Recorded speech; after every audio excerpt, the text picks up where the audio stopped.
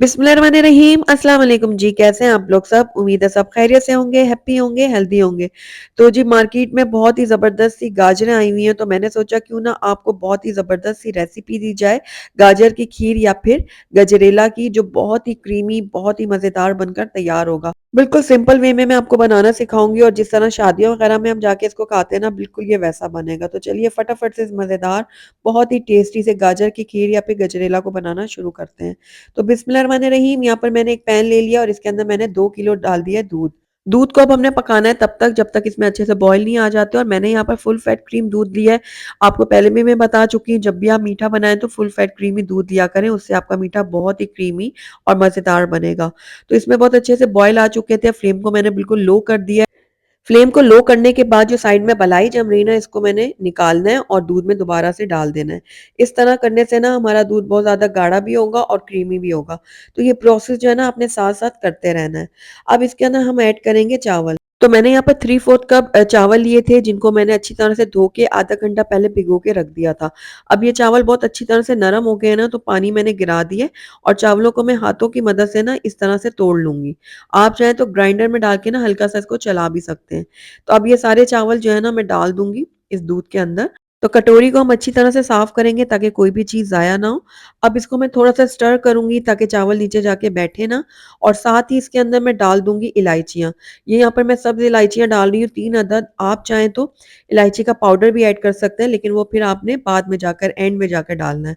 लेकिन मैंने चूँकि ये इलायचियाँ निकाल देनी है इसलिए मैं इलायचियाँ जो है ना थोड़ी पहले ही डाल रही हूँ ताकि जब इसमें अच्छा-सा फ्लेवर निकल आए ना इनका दूध में, तो बाद में मैं इनको निकाल लूँगी।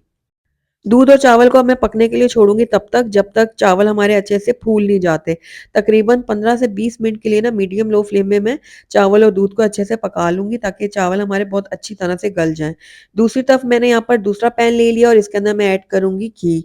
मैं यहाँ पर बनास्पति घी का इस्तेमाल कर रही हूँ और 3 खाने के चम्मच मैंने इसके अंदर बनास्पति घी डाला है। आप चाहें तो देसी घी का इस्तेमाल करें या फिर बटर का इस्तेमाल करें, ये टोटली आपकी चॉइस है।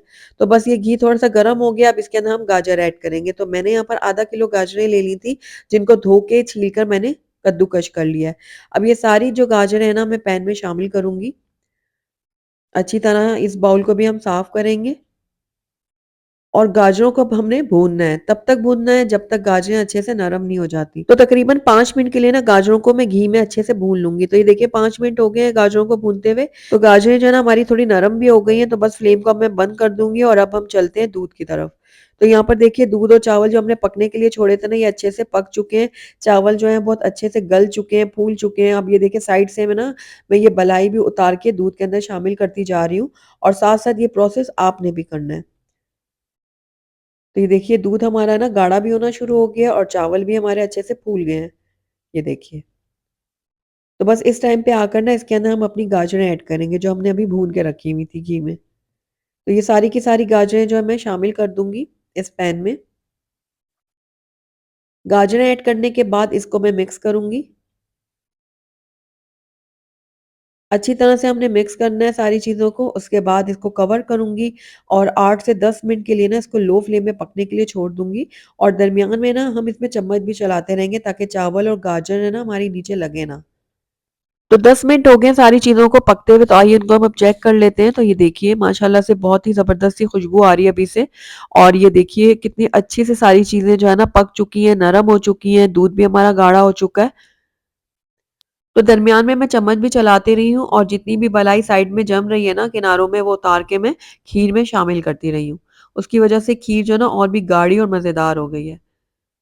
तो बस थोड़ा-सा 1-2 चम्मच मैंने इसमें चला लिया था, उसके बाद जो है ना इसके अंदर हम चीनी ऐड करेंगे। तो ये देखिए काफ़ी हद तक हमारी खीर जो है ना वो गाढ़ी हो चुकी है। तो बस इस टाइम पे आकर इसके अंदर हम चीनी ऐड करेंगे। तो मैं यहाँ पर तकरीबन 1 कप चीनी का इस्तेमाल कर रही हूँ। आप अपने टेस्ट के अकॉर्डिंग कम-ज़्यादा कर सकते हैं। अगर आपको कम चीनी पसंद है तो आप 3/4 कप डाल दें। अगर आपको जो है ना ज़्यादा पसंद है तो 1 कप से ज़्यादा डाल सकते हैं, लेकिन जितनी मैंने मेजरमेंट बताई है आपको ये बिल्कुल परफेक्ट है। तो बस चीनी को भी मैंने अच्छी तरह से मिक्स कर लिया। चीनी डालने के बाद है ना हमारी खीर दोबारा से पतली हो जाएगी, तो इसको हमने गाढ़ा करना है तो उसके लिए हमने इसको दोबारा से पकाना होगा। तो ये देखिए साइड में जितनी भी ये बलाई वगैरह जम रही है मैं साथ-साथ जो है ना इसको उतारती भी जा रही हूँ। तो ये प्रोसेस आपको साथ-साथ ज़रूर करना है। तो बस अब इसको कवर करेंगे और दोबारा से पकने के लिए छोड़ेंगे तब तक जब तक खीर हमारी गाढ़ी नहीं हो जाती। तो दरमियान में हम इसको चेक भी करते रहेंगे। तो तकरीबन 5 से 6 मिनट ही लगेंगे और हमारी खीर जो है ना वो अच्छे से गाढ़ी हो जाएगी। तो आइए चेक कर लेते हैं। तो देखिए बबल जो है ना ऊपर बनने लग गए ना, तो खीर हमारी देखिए गाढ़ी हो चुकी है। ये देखिए। बहुत ज़्यादा भी इसको आपने गाढ़ा नहीं करना क्योंकि ठंडा होने के बाद है ना इससे मज़ीद भी गाढ़ा होना है। तो गाजर की खीर जो है ना बिल्कुल रेडी हो चुकी है, लेकिन इसके अंदर हम एक और ऐसी चीज़ डालेंगे जिससे इसका टेस्ट जो है ना दुगना हो जाएगा और ये बहुत ही क्रीमी, बहुत ही मज़ेदार हो जाएगी। तो उसके लिए मैंने यहाँ पर 1 कप लिया था खोया और ये मैं इसके अंदर ऐड कर दूँगी। ये मेरा होममेड खोया है, अगर आप कहेंगी तो इसकी रेसिपी भी मैं आपसे शेयर कर दूँगी। तो ये सारा खोया जो है मैं डाल दूँगी खीर के अंदर और इसको अब हम मिक्स करेंगे।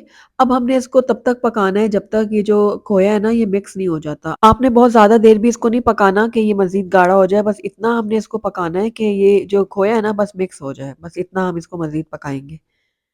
तो बस थोड़ा बहुत रह भी जाए ना तो कोई मसले की बात नहीं, क्योंकि ये खीर गरम होगी तो खुद ब खुद ये मेल्ट हो जाएगा, तो आप मिक्स कर लीजिएगा। तो बस मैंने थोड़ा बहुत ही इसको पकाया था और फ्लेम को बंद कर दिया है और अब मैं इसको जो है ना थोड़ी देर इसमें रहने दूँगी और ये अच्छे से मेल्ट हो जाएगा। तो ये देखिए बहुत अच्छी से हमारी खीर बन के रेडी हो गई है। तो बस अब फ्लेम को मैं बंद कर दूँगी, इसको थोड़ा ठंडा होने दूँगी, उसके बाद हम इसको जो है ना डिश आउट करेंगे। अल्हम्दुलिल्लाह ये देखिए हमारी खीर जो है ना थोड़ी ठंडी हो गई थी, तो इसको अब मैं डिश आउट कर रही हूँ। तो आप देख रहे हैं थोड़ा ठंडा होने के बाद भी कितनी गाढ़ी हो गई है। तो बस अब इसको आप गार्निश कर लें अपने मनपसंद नट्स के साथ। तो मैं ये थोड़े से इसमें कटे हुए पिस्ते डाल रही हूँ, थोड़े से बादाम डालूँगी और ये लीजिए माशाल्लाह से बहुत ही ज़बरदस्त सी हमारी गाजर की खीर या फिर गजरेला जो है ना वो बन के तैयार हो गया है। अगर आप किसी दावत वगैरह में इसको बना रहे हैं ना, तो आप इस तरह इंडिविजुअल जो कप्स होते हैं उसमें डालकर और थोड़ा-सा डेकोरेट कर लें तो थोड़ा अट्रैक्टिव सा लगेगा। तो माशाल्लाह अल्हम्दुलिल्लाह हमारी बहुत ही ज़बरदस्त सी गाजर की खीर या फिर गजरेला बनकर तैयार हो गया है और आप यकीन जानिए दिखने में जितना मज़ेदार लग रहा है ना, खाने में ये कई गुना ज़्यादा मज़ेदार था। तो जिस तरह शादियों वगैरह में ये गजरेला वगैरह बना होता है ना, उससे भी अच्छा ये घर में बन जाता है। तो आपने इसको एक बार ज़रूर ट्राई करना है क्योंकि बहुत ताज़ी फ्रेश गाजरें आई हुई हैं, तो आपका ये गजरेला बहुत ही मज़ेदार बनने वाला है। तो बस थोड़ी बहुत जो मैंने आपको टिप्स बताई ना उनको आप फ़ॉलो कर लेना, तो आपका जो गजरेला है ना किसी भी सूरत बाज़ार के गजरेले से कम नहीं बनेगा।